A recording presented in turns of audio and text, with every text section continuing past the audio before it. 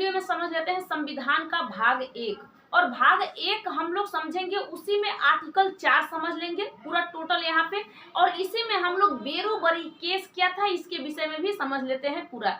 आपको पता है कि संविधान में जो 22 भाग है और 395 जो आर्टिकल है, इनमें से आज हम लोग भाग 1 और इसी में से मैं आप लोगों को आर्टिकल 1 से लेकर के 4 तक जो दिया गया है भाग 1 में, इसके विषय में हम लोग समझ लेंगे।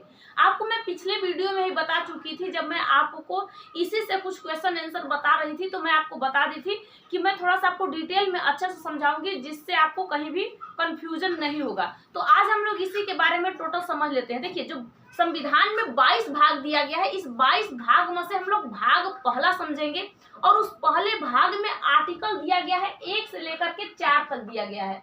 कितने तक दिया गया है? आर्टिकल 1 से लेकर के 4 तक, यानी भाग 1 में अनुच्छेद 1 से लेकर के 4 तक दिया गया है।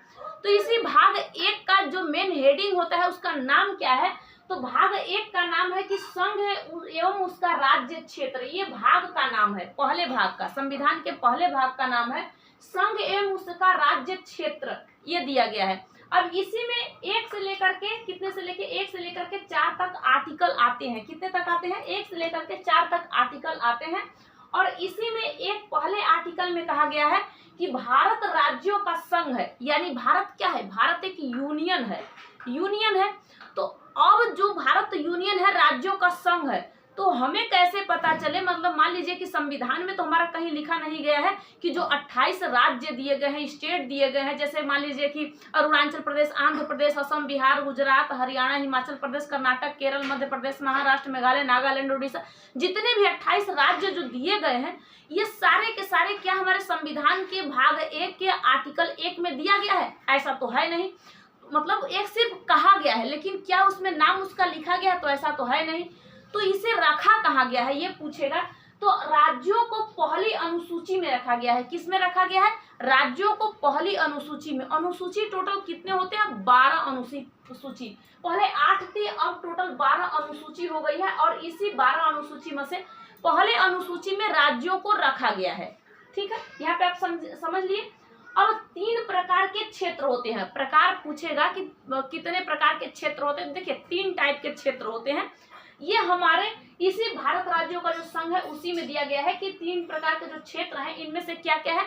जैसे मान लीजिए कि 28 राज्य हैं और 8 केंद्र शासित प्रदेश है। देखिए, जो संघ है उसका राज्य क्षेत्र कह रहा है भाग 1, ये कह रहा है कि इसमें केंद्र शासित प्रदेश भी आएंगे, इसमें राज्य भी आएंगे, और इसी में आएंगे वो भी चीज जो कि मान लीजिए कोई और जुड़ना चाहता है, वो भी चीज। इसीलिए 28 जो 3 प्रकार के क्षेत्र बांटे गए हैं, इनमें से 28 राज्य हैं और 8 केंद्र शासित प्रदेश हैं, और आपका एक जीरो अर्जित क्षेत्र मान लिया गया।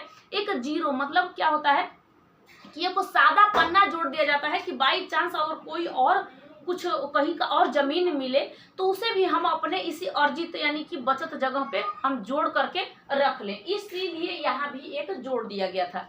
अभी मैं आपको बताई हूँ कि भारत राज्यों का संघ है, यानी यूनियन है, यूनियन है, ठीक है। तो क्या हर एक देश यूनियन है? ऐसा नहीं होता है कि हर एक देश कोई यूनियन ही है।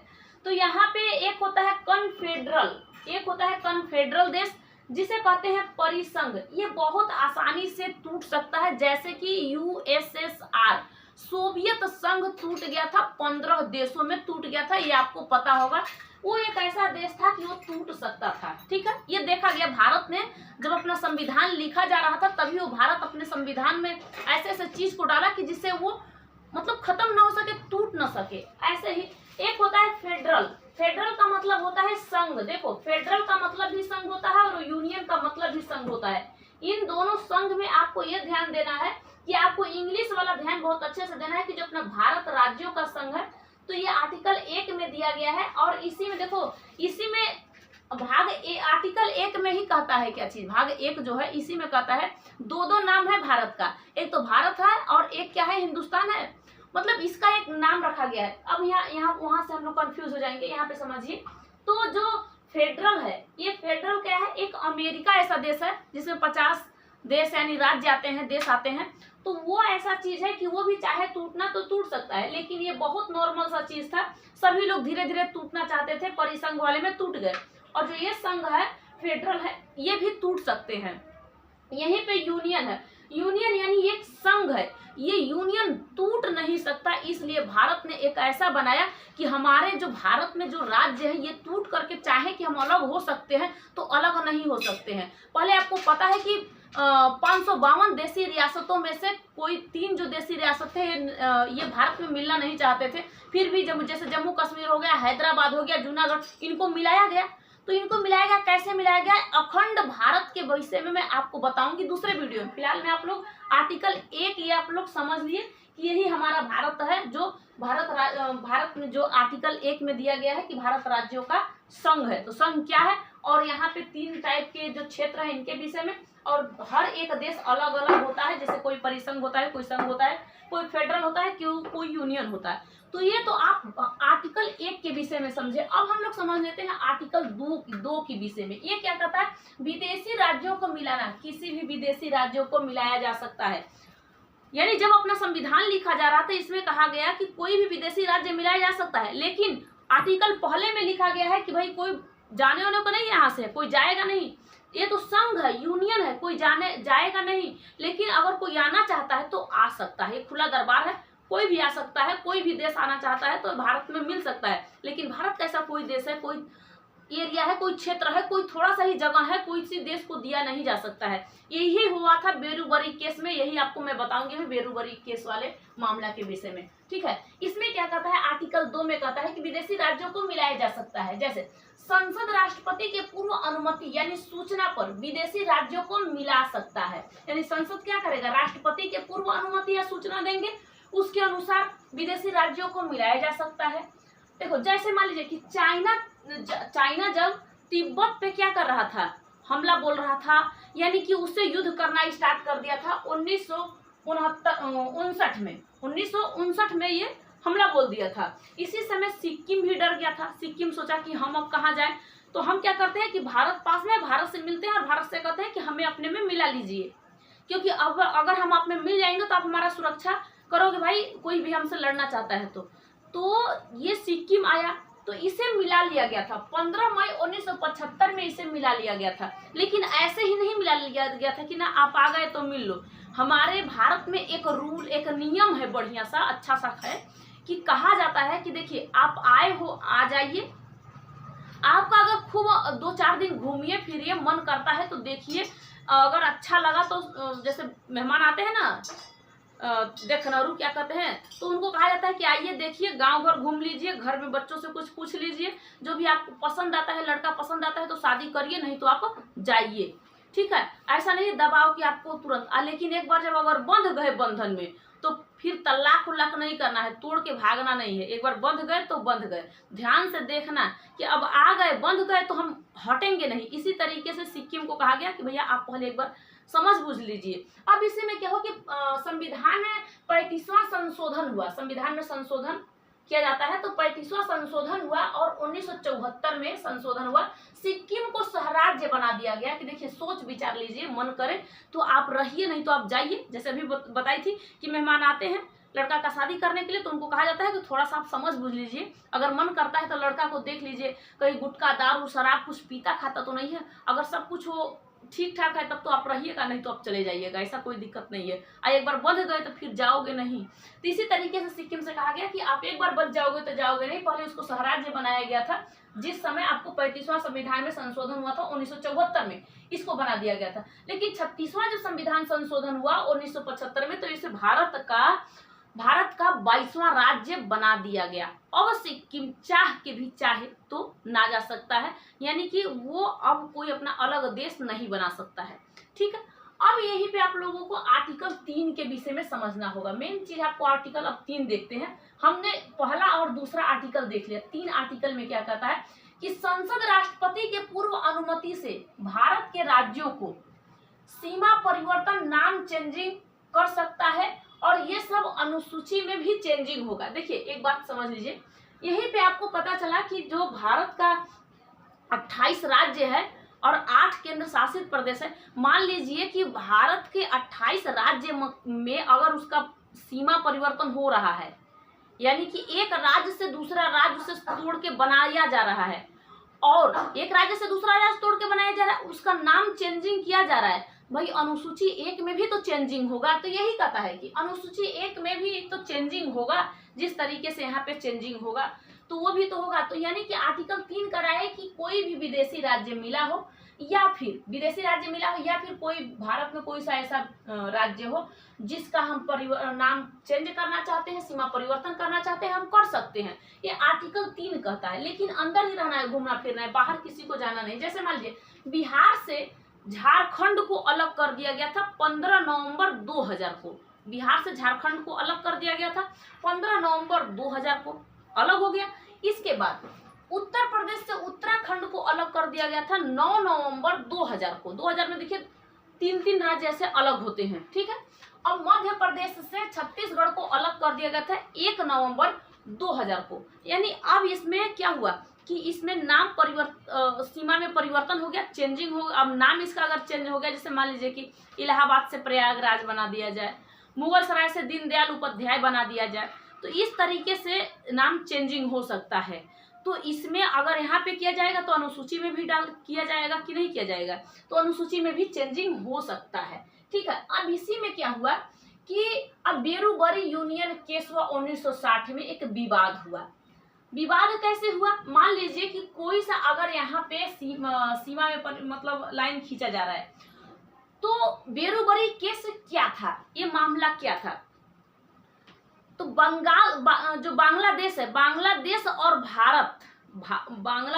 भारत को अलग किया जा रहा था, यानी सीमा चेंजिंग, मतलब वहां पे लाइनिंग खींचा जा रहा था। यानी सर रेडक्लिफ ने लाइन को खींचा।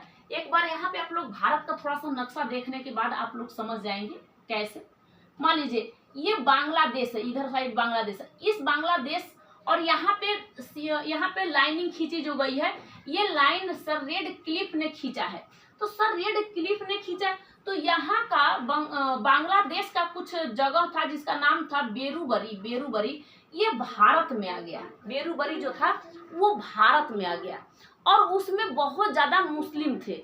और जो भारत का कुछ एरिया था, भारत का एरिया चला गया था किसने, बांग्लादेश में चला गया। अब इसमें क्या हुआ कि दो देशों का बंटवारा हुआ, सर रेडक्लिफ ने लाइन खींच दिया। इसमें बेरूबरी जो बांग्लादेश का था भारत में आ गया, अब भारत का जो कुछ क्षेत्र था वो बांग्लादेश में चला गया। अब इसमें क्या हुआ कि पंडित जवाहरलाल नेहरू उन्होंने कहा कि देखिए हम एक काम करते हैं कि जो यहाँ बेरूबरी में जो आपका जो बंदा है, जो इस जमीन पे बंदा बैठे हुए मुस्लिम, इन्हें आप ले लीजिए, ठीक है, और जो हमारा जमीन आपके पास गया है उसे आप रख लीजिए और वहां के बंदों को हमारे पास दे दीजिए, यानी वहां के जो हिंदू भाई हैं उनको हमारे पास दे दीजिए। अब इसी में केस हो गया। जब इसमें केस हुआ तो सुप्रीम कोर्ट ने कहा पंडित जवाहरलाल नेहरू से कि देखिए नेहरू जी, आपके संविधान में लिखा गया है कि हमारा क्या है, यूनियन है, यानी भारत राज्यों का संघ है। तो भारत जब राज्यों का संघ है तो ये कहा गया है कि इसमें से कोई भी राज्य टूट करके, कोई भी क्षेत्र टूट करके किसी अलग देश में नहीं जा सकता है। तो आप ये अपने दिमाग से किस तरीके से अनुमान लगा सकते हैं कि यहाँ का जो बेरूबरी आप ले सकते हैं और वहाँ अपना जमीन छोड़ सकते हैं, आप दूसरे का जमीन ले सकते हैं, ये आपके संविधान में लिखा गया है, लेकिन अपने जमीन को आप दूसरे में दे नहीं सकते हैं, अपने क्षेत्र को आप दूसरे देश में नहीं दे सकते हैं।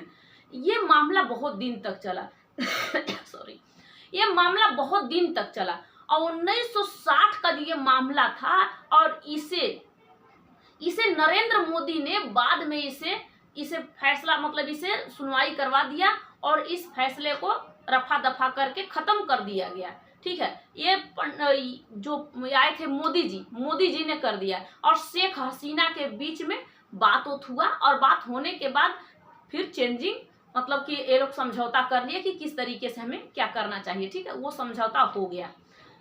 एक बात और ध्यान दीजिएगा, एक आपको करेंट अफेयर में सवाल बहुत ज्यादा पूछे जाते हैं, उनमें से आप लोगों को ये भी पूछेगा कि जो शेख हसीना है बांग्लादेश में कितने बार प्रधानमंत्री बन चुकी, 5वें बार बनी हुई है। अब तभी देखो, तभी का केस आज तक वो चला। अब ये मोदी जी ने आकर के शेख हसीना से मिल करके समझौता यहाँ पे कर लिए हैं दोनों। कहीं अब इस पे आपको दिक्कत हो रहा है, आर्टिकल 1, आर्टिकल 2, आर्टिकल 3 में कहीं आपको दिक्कत हो रहा होगा, नहीं हो रहा होगा। देखते हैं ध्यान से। अब हम लोग आर्टिकल 4 सॉरी आर्टिकल 4 के विषय में हम देख लेते हैं। ये क्या कहता है? ये कहता है 2 तथा 3, मतलब मान लीजिए आर्टिकल 2 विदेशी राज्यों को मिलाना, तथा 3 ये कहता है कि ये विदेशी राज्यों को मिलाने के बाद यहाँ पे इसमें चेंजिंग करना या सीमा परिवर्तन करना। आर्टिकल 3 में तो यही है कि भारत के जो राज्य हैं उनमें सीमा परिवर्तन करना या चेंजिंग करना। तो एक काम करता है, ये दोनों काम अगर करते हैं, 2-3 काम करते हैं, आर्टिकल 4 करा है कि 2 और 3 अगर काम करते हैं, यानी कि विदेशी राज्यों को मिलाने का काम करते हैं और सीमा में परिवर्तन, नाम चेंजिंग का काम करते हैं, इसे 368 के बाहर रखा गया है। ठीक है, क्योंकि 368 के अनुसार संविधान में संशोधन किया जा सकता है, लेकिन इसमें संशोधन नहीं किया जा सकता है, इसमें संशोधन नहीं किया जा सकता है।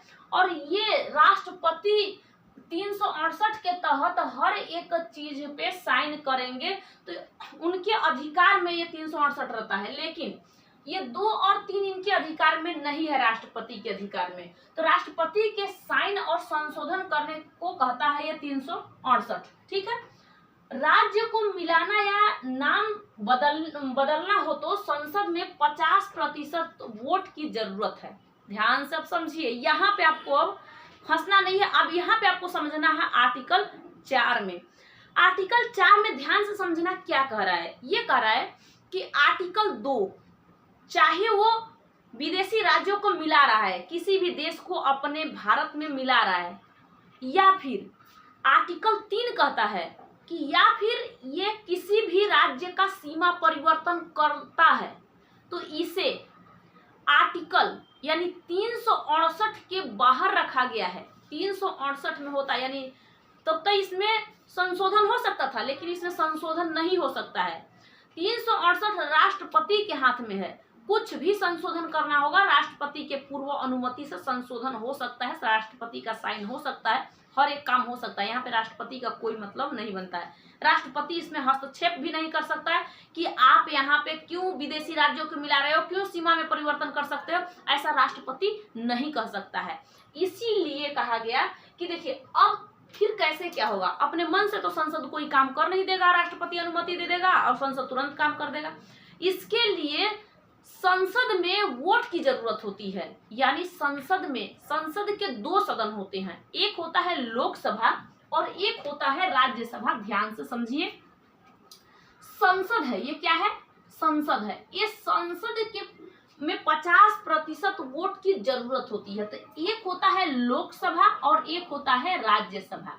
ठीक है, और इसमें 545 सीट होती है, इसमें 245 सीट होती है, मान लीजिए। अब इसमें सिर्फ हमें जरूरत कितनी की होती है? 273 सीट की जरूरत होती है। इतना अगर लोगों ने कह दिया कि ठीक है कोई विदेशी राज्यों को मिलाया जा सकता है, इतने वोट से अगर वो पास कर दिया, मिल सकता है। नहीं, सीमा में नाम चेंजिंग सीमा में हम परिवर्तन कर सकते हैं, हम बिहार से झारखंड बना सकते हैं, इसमें इतने लोगों की वोटिंग की जरूरत होती है, 50% लोगों की वोटिंग होती है। इसमें लोग कह दिया भैया हो गया, इसमें कोई भी दिक्कत नहीं हो सकता है। सिर्फ संसद में, यहाँ पे लोकसभा से पूछेगा। अब यहाँ पे चेंजिंग नहीं हो सकता है। अब क्या हुआ कि 50% कह दिया तो कह दिया, अब ये डिट्टो हो गया। लेकिन जैसे मान लीजिए कि जैसे ही यहाँ पे सीट में आवंटन हो गया, बंटवारा, ये भी बंटवारा हुआ, तो यहाँ पे अनुसूची 1 में जब चेंज होगा, अगर किसी का नाम चेंज होगा, किसी भी कोई भी विदेशी राज्य मिलेगा या फिर नाम चेंज होगा, तो भाई अनुसूची किस में चेंजिंग होगा? अनुसूची 1 में भी तो चेंजिंग होगा, ये तो चेंजिंग होगा ही, जरूरी है। लेकिन अगर सीटों में कितने आवंटन होते हैं, कितने बंटवारा होते हैं, ये भी अनुसूची 4 में दिया गया है कि सीटों का बंटवारा, आपको पता होगा कि अनुसूची 4 में सीटों का बंटवारा दिया गया है, कितने इसमें बटे हुए हैं, कितने कितने बढ़ गए, कितने घट गए सीट, ये भी दिए गए हैं। तो अनुसूची आपको भाग 1 का अनुच्छेद 1 से लेके 4 तक आपको समझ में आया होगा। संविधान का भाग आपने आज 1 पूरा कंप्लीट कर लिया, कहीं भी आपको दिक्कत नहीं हो है, ठीक है। अगर इसी तरीके से आपको भाग 2 भी चाहिए तो इसी तरीके से आपको कंप्लीट बताऊंगी। यहाँ पे मैं आपको ऐसे बताई हूँ इस भाग के विषय में जैसे आपको पूरा अच्छा ढंग से समझ में आ जाए। अब एक बार मैं आपको अखंड भारत के विषय में बताऊंगी। अब मैं नेक्स्ट वीडियो मिलूंगी, तब तक के लिए जय हिंद, थैंक यू।